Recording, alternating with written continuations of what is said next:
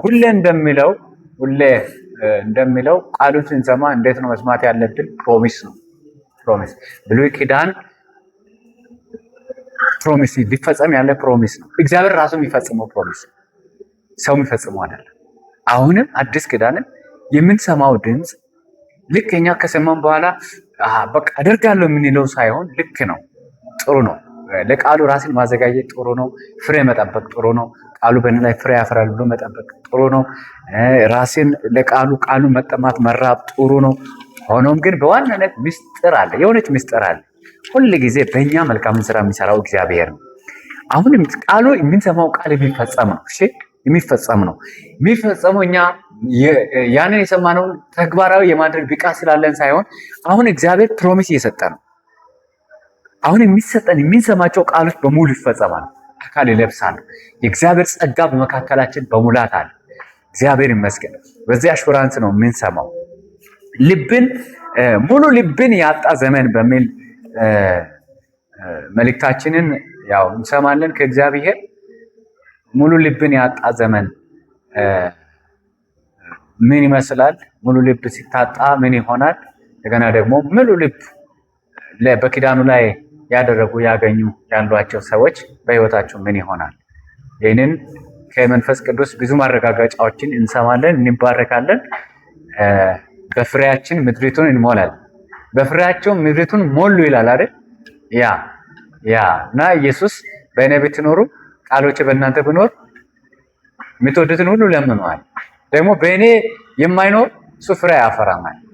በእኔ የሚኖር ግን እሱ ብዙ ፍሬ ያፈራል። እንዴት ትሄዱና ፍሬ እንድታፈሩ ሾምኳችሁ። ደግሞ በዚህ በሚታፈሩት ፍሬ ማን ይከብራል አለ? ሰማያዊ አባቴ። እዚህ ቦታ ላይ እዩ የእግዚአብሔርን ትእዛዝ ፈጸመ። የእግዚአብሔርን ትእዛዝ ምንድነው?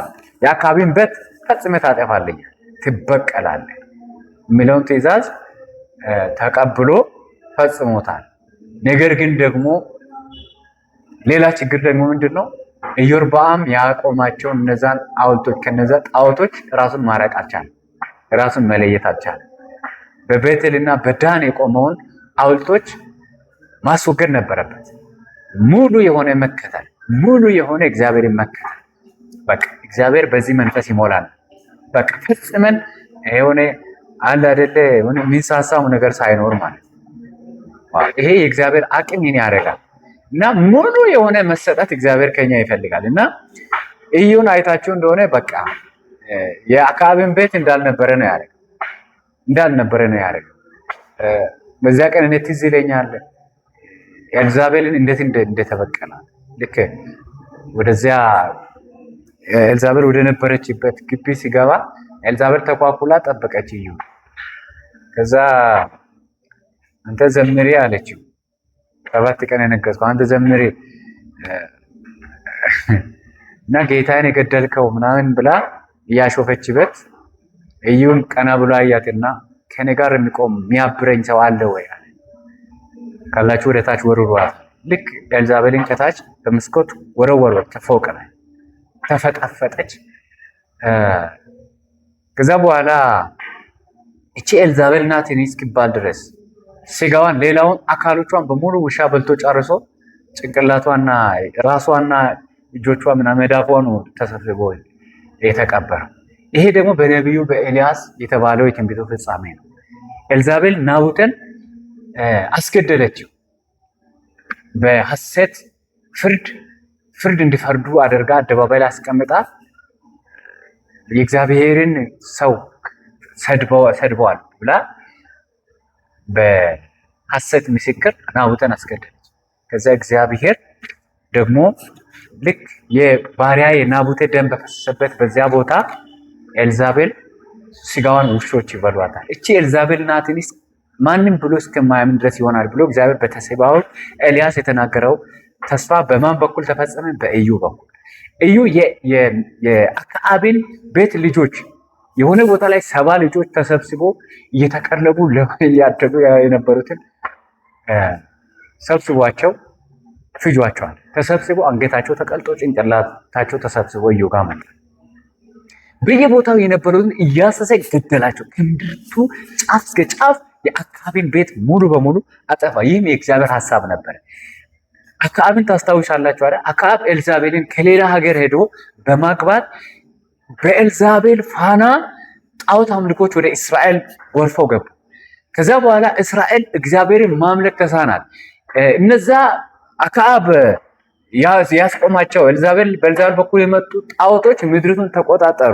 የእስራኤል ልብ ሻከረ፣ እግዚአብሔርን ማምለክ እምቢ አሉ። ከዚህ የተነሳ እግዚአብሔር አዘነ።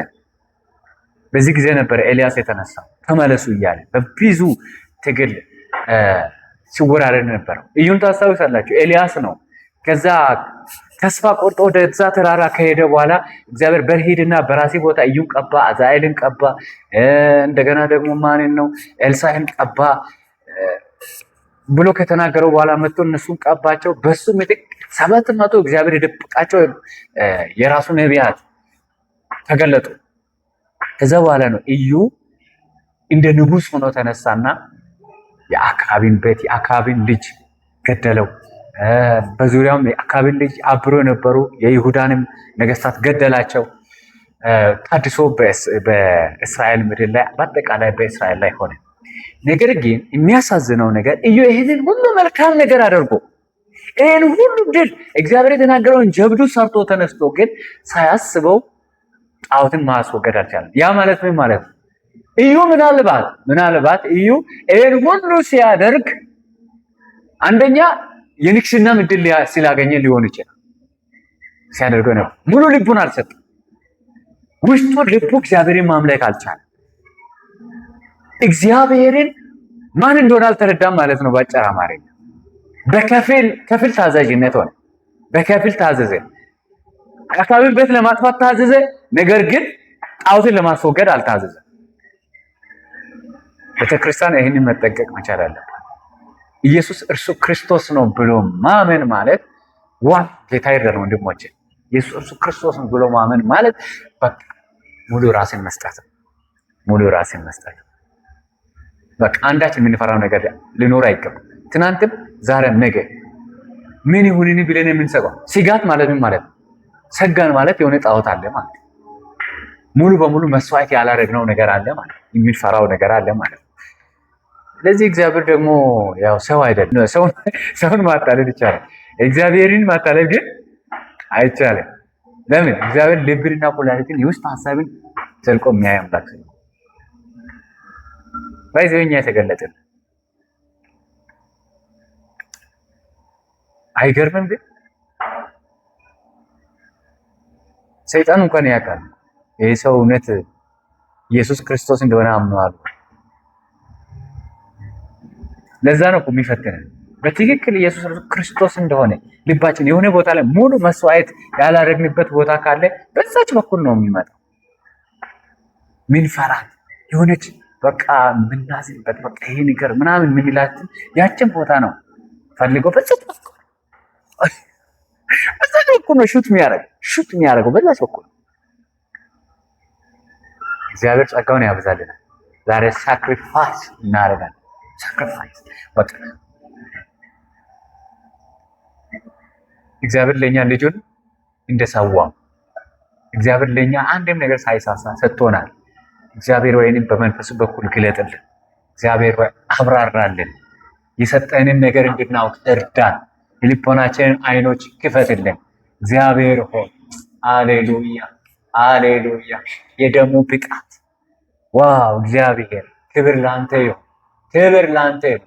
ዛሬ የውስጥ ሰውነታችን ይጠንክር። ዛሬ የውስጥ ሰውነታችን ይታደስ። ዛሬ የውስጥ ሰውነታችን እግዚአብሔር ወይ በፍጹምነት አንተን ይከተል፣ በፍጹም አንተን ይውደድ። እግዚአብሔር ወይ ውስጣችን ላንተ ይንበርከክ፣ ሁለንተናችን ላንተ ይበርከክ። ውስጥ መንፈሳችን ላንተ ይገዛ፣ ሁለንተናችን ላንተ ሕያው መስዋዕት ሆኖ ይቅረብልን። እንደዛ ይሆናል፣ እንደዛ ይሆናል። እግዚአብሔር እንደዛ ያደርጋል። ያ ሙሉ ልብን ያጣ ዘመን የኢዩ ዘመን ነው። እንግዲህ ኢዩ መሪው እንደዛ ሲሆን ያው ዘመኑም እንደዛው ነበረ ማለት ነው። ጣዖት አልተወገደም። ግማሽ መታዘዝ፣ ከፊል መታዘዝ። ጥሪና ተልእኮ ወደኛ ደርሷል። ኢዩ ጋር እንደደረሰ ማለት ነው። ጥሪና ተልእኮ ወደኛ ደርሷል። እዚህ የመጣን ጥሪ ነው። ተልእኮው ደግሞ አለ። ጥሪው ህይወት እንድንካፈል ከእግዚአብሔር ጋር እንድንኖር ተጠርተናል። ተልኳችን ደግሞ ዓለምን እንድናድን። ዓለምን ለማዳን ነው የተጠራችው። ዓለምን ለማዳን ነው የተጠራ ነው። ያ እግዚአብሔር ይመስገን። እግዚአብሔር እኛን የጠራን የሺማማዎች ወንጌላዊዎች እና የክርስቶስ አምባሳደሮች እንድንሆን። የሺማማዎች ታውቃላችሁ አለ ዳዊት ያቆማቸው ማማዎች። አቤት እነዛ ማማዎች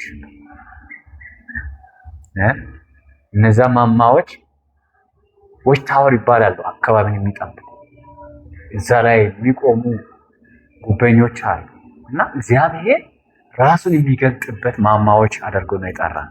እንደገና ደግሞ ወንጌላውያን መልእክተኞች፣ በሌላ አነጋገር ተልእኮ ያለንን በቃ የምንሄድ ዓለምን የምንታደግ ነን።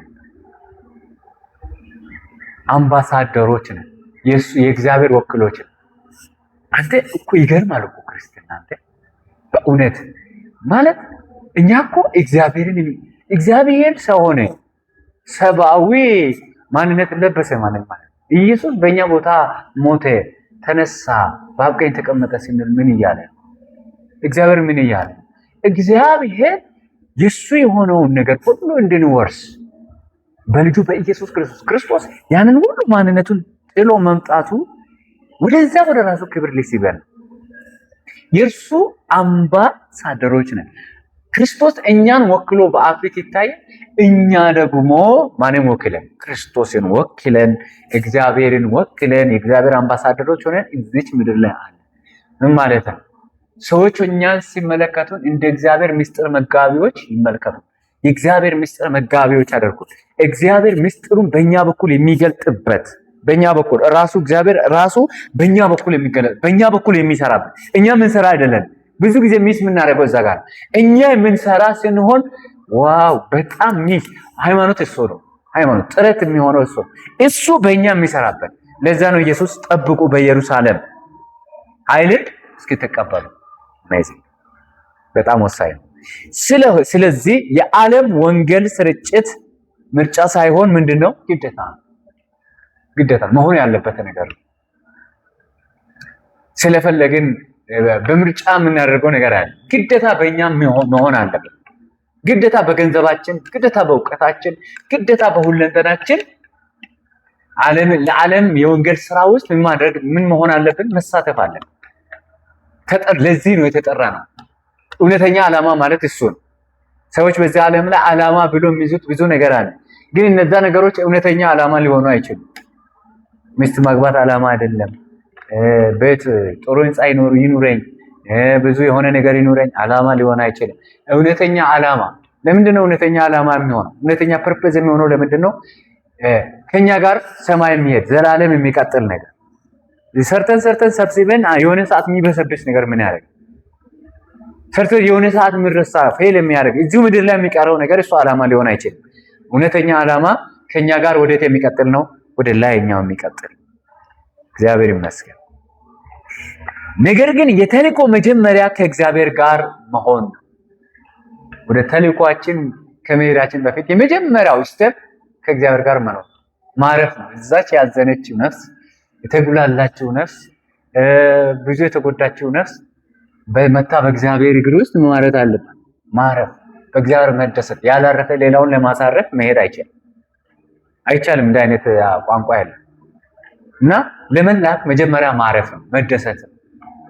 የእግዚአብሔር ሕልውና አማኑኤልን መደሰት ነው። እንኳን ደስ አለን። እግዚአብሔር ራሱ አማኑኤል አደረገልን። ራሱን ለኛ አማኑኤል አደረገልን። እኛ ወደሱ መሄድ ስለማንችል ራሱ መጣና እኔ አማኑኤል ነኝ አለ። አያችሁ፣ እግዚአብሔር ከኛ ጋር ሆነ፣ አብሮን ሆነ። እግዚአብሔር ከኛ ጋር ነው፣ አብሮን አለ። አሁን እንኳን በዚህ መሃል ደስ ይለዋል። በጉባኤያችን መሃል ደስ እያለው ነው እግዚአብሔር። እሱ አማኑኤል ሆኖልናል። ክብር ለሱ ይሁን። በዚህ ጉባኤ ላይ የልጁን ደም ስለሚያይ እግዚአብሔር ይረካል። የጸጋውን ባለጠግነት፣ የጸጋውን ምስጢር፣ ያንን ኢንጆይመንት እግዚአብሔር እያየ ስለሆነ እግዚአብሔር እጅግ በጣም እርካታ ይሰማዋል በዚህ ጉባኤ። እግዚአብሔር ሙሴን ሲጠራው ግብፅን ልታወጣ ትችላለህ፣ ከግብፅ ሕዝብን ልታወጣ ትችላለህ ብሎ አልጠየቀው። እኔ ከአንተ ጋር እሆናለሁ ነው።